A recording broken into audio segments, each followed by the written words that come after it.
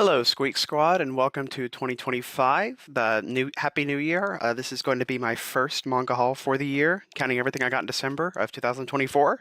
So I'm going to be starting off with Kodansha this time because we have a very highly anticipated release that came this month, which was Ashita no Joe, Fighting for Tomorrow. This is going to be an 8-volume omnibus collecting the original Ashita no Joe series. I will note it is $60, so it's a bit expensive. I can talk more about it in my reading log, though. I'm going to move on to the next release now. So next, we've got The Fragrant Flower Blooms with Dignity, Volume 4. Then we've got Rent a Girlfriend, Volume 28. And next is That Time I Got Reincarnated as a Slime, Volume 25. Then we've got That Time I Got Reincarnated as a Slime, Trinity and Tempest, Volume 9. Next we've got Welcome to Demon School, Iruma-kun, Volume 11. And I think that's all my Kodanshas. I'm going to hop into 7 Cs now, starting with At 2500 in Akasaka, Volume 2. Then, highly anticipated release for me, 100 Ghost Stories That Will Lead to My Own Death, Volume 1. I've seen some of the covers for this, and they look so like cool, gorgeous, that sort of thing. I say gorgeous, but it's horror art, so it's gruesome and graphic, but gorgeous in its own way. And then a very different series next. We have The 100 Girlfriends Who Really, Really, Really, Really, Really Love You, Volume 12, with this amazing cover of all the girls surrounding space. I don't know why exactly they're in a space background in this cover art, but I'm not complaining, it's cute. Then we've got The Condemned Villainess Goes Back in Time and Aims to Become the Ultimate Villain, Volume 3. Next we've got the semi-final volume of Delinquent Daddy and Tender Teacher, Volume 5. I will note, it's weird to track the ordering for the series, but if you see right here, there's like a few separate sub-series that when 7 Cs released it, they all released it as just Delinquent Daddy and Tender Teacher, the full series. So it's 1 through 6. But there's different sub-series within that series. It's a little confusing if you're trying to look back and track things. Then we've got My Next Life as a Villainess, All Routes Lead to Doom. It's been about 20 years since the last release for this series, but I can't complain, I still haven't read it yet. It's on my backlog of series to read eventually. Then we've got The Strange House, Volume 2. And we have the final volume of the villainess who has been killed 108 times. She remembers everything. Then we have the oversized 7 Cs, starting with, I think these are actually reversed. Yes, they are. Let me flip this. There we go. Starting with Don't Call It Mystery, volumes 11 to 12. Then The Eccentric Doctor of the Moonflower Kingdom, volume 8. Highly recommended for fans of Apothecary Diaries. Then we've got Grandmaster of Demonic Cultivation, the Manhwa, Volume 8. Next is a debut volume of another Hideo Yamamoto series, Hikari Man, Volumes 1 to 2. He's done, yeah, okay, cool. It does say on the back, Homunculus and Ichi the Killer, which is coming out soonish. Then we've got the final volume of Killing Stalking, which is Volume 8. And next is Last Game, Volume 7. Then we have the final volume of My Androgynous Boyfriend. Does it actually... Okay, it does make the pun on the back. Because I believe they do get married at the end of this volume. Which, I mean, it's not really something unexpected. The whole series is about them dating, and it's a 5-volume series with a wedding picture on the front. But I do like the joke they made about my androgynous husband instead of my androgynous boyfriend. Then we've got, finally for 7 Cs, we've got My Cat Is Such a Weirdo, Volume 5. I say finally for 7 Cs, but that's actually the first half of the oversized 7 Cs. There's still a few more in a separate pile. We've got the final volume of Orb on the Movements of the Earth, Volumes 7 to 8. Then we've got a nice big manhwa with Stepmother's Marchen, Volume 5. Next is Though I am an inept villainess, the tale of the butterfly rat body swap in the Maiden Court. It's hard getting this in frame. Maybe I should just start holding it like this. I don't know. Then we've got one shot. It's very explicit, or pretty explicit, but I loved it. The relationship's so cute. This is not a reading log. I shouldn't be going into detail. This is Wet Dream Aquarium by an author called Non-Food. One shot BL. And lastly, for 7 Seas, for real this time, we have Who Made Me a Princess, Volume 8, and I believe the next one's going to be the end of the series. I don't know for certain. And now I'm going to hop into the Viz releases, starting with Akane Banashi, Volume 9. Then we have a twofer because I missed the release of Blue Box 12. We have Blue Box 12, and we have Blue Box 13. Next, we've got the acclaimed Don Da Don. Everybody's talking about it. This is Volume 10. Then we've got a new spin-off for JoJo, which is JoJo's Bizarre Adventure Shining Diamond's Demonic Heartbreak. And I think this is going to be a 3-4 volume series. It's by Kohei Kodona and Tatsuki Karasuma. I don't think Araki has had any input in it. He might have had some input here and there, but I don't think he was extremely involved with the story. Next, we've got Jujutsu Kaisen, Volume 24. Then we've got the final volume of Mashle, Volume 18. Next, we have Mission Yozakura Family, Volume 14. Then we have another highly anticipated release for me, which is Rainbows After Storms, which is a Yuri series. A Yuri GL, I'm not sure what classification it falls under. The interesting thing is this author is actually married to the author of Komi Can't Communicate. I think her work stands on its own, though, but it's just an interesting thing to kind of maybe look into it. Then we've got Volume 13 of Rainbow Days. I didn't even mention her name. The author's name is Luca Kobachi.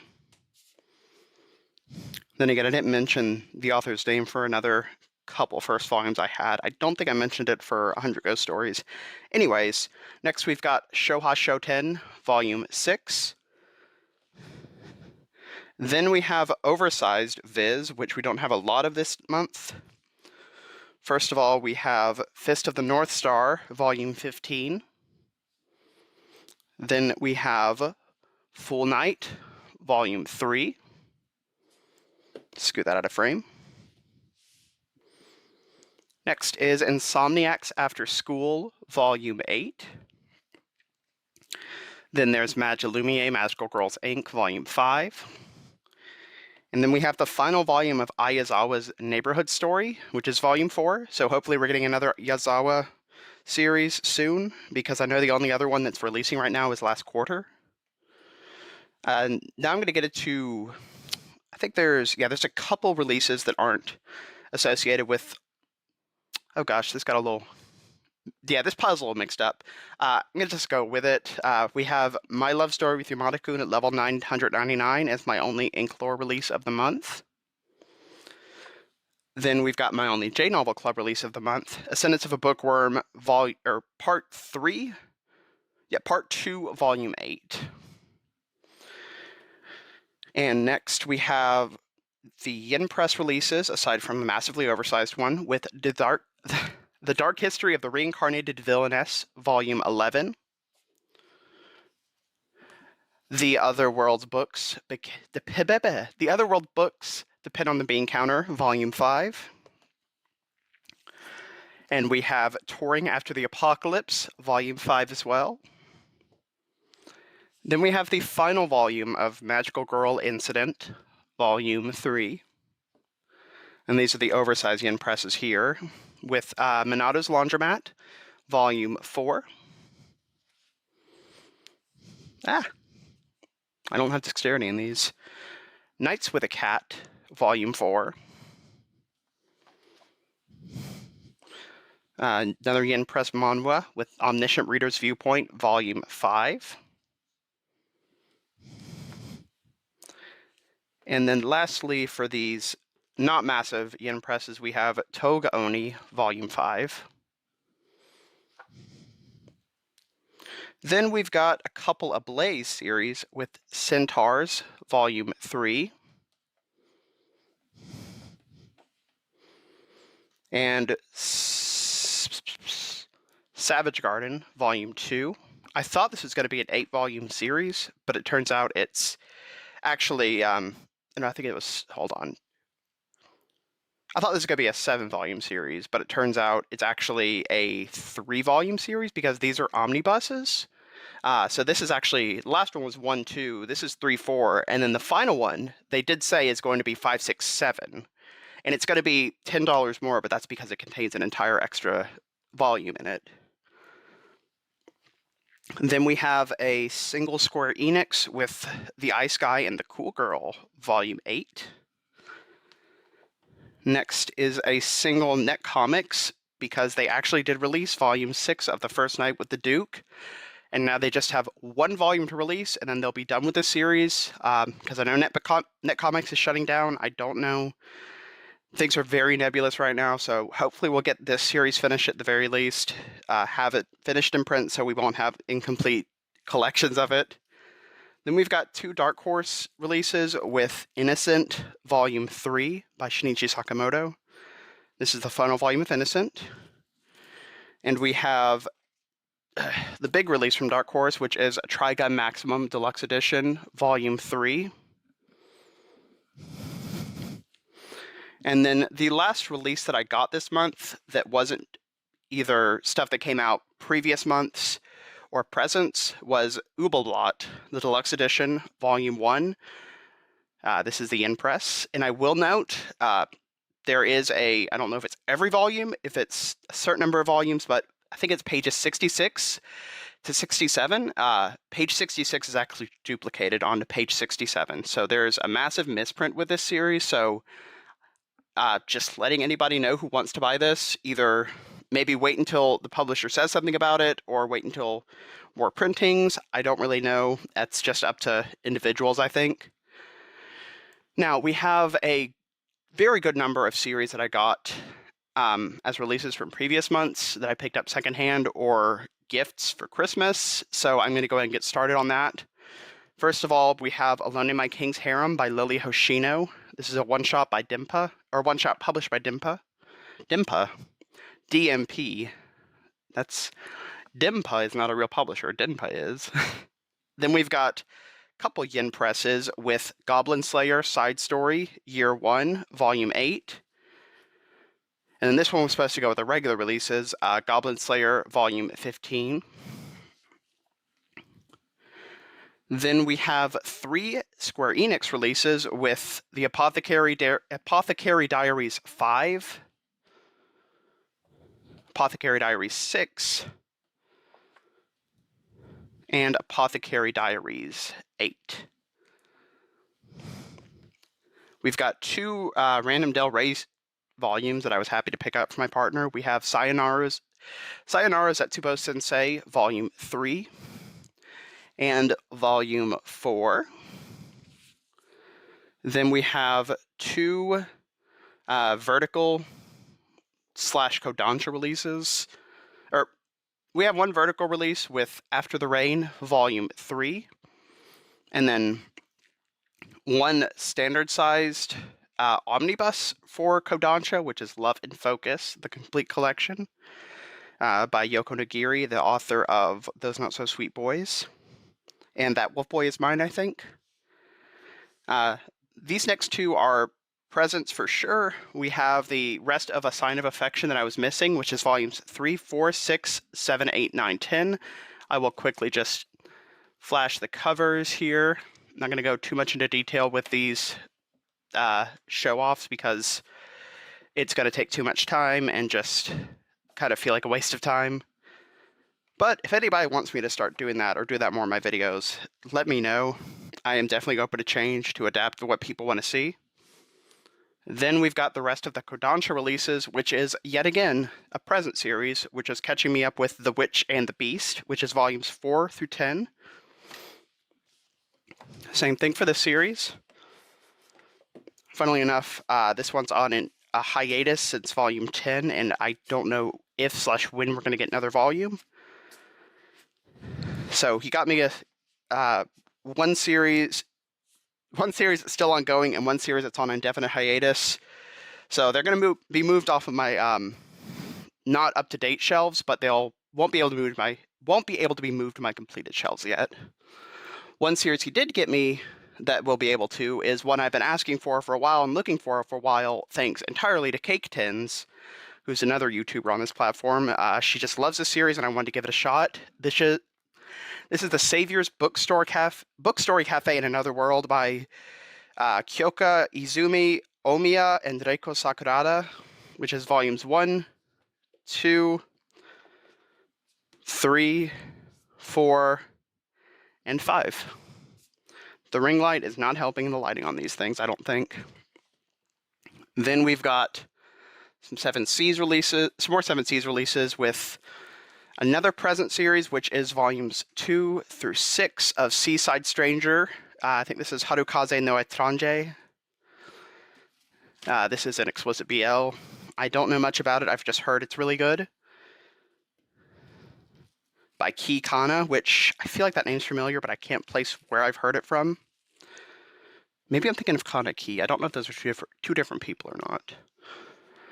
And then we've got some more releases that I got for myself, which is Blue Giant, volumes 34, 7 to 6, and 9 to 10.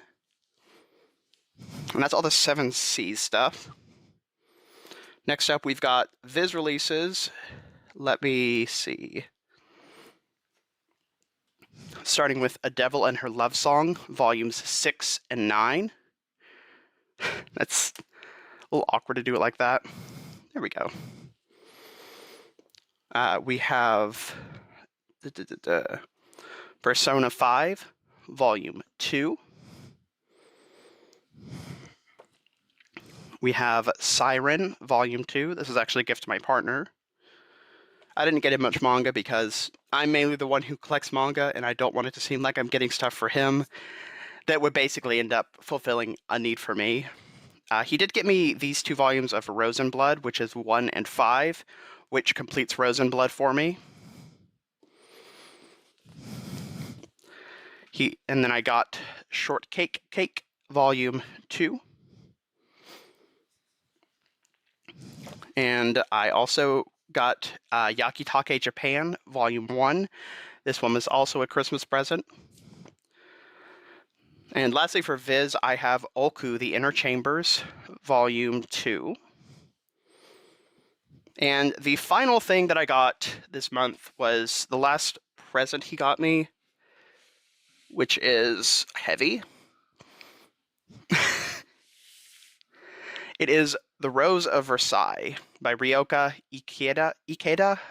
Very, very well-renowned classic series. I believe it's shoujo. It is a 5-volume series. Gorgeous art, gorgeous covers, gorgeous, gorgeous girls, and gorgeous, gorgeous boys. And gorgeous, gorgeous theys. And that's volume 4 here. You can tell I'm struggling a little bit because these are a bit heavy and unwieldy. And the last volume, which is volume 5. And my voice is starting to just completely fade now, so I will end it here. Feel free to leave any comments, any questions, any feedback down below, and I really appreciate everybody who's watched this far. Thanks, everybody. Hope y'all have a great new year.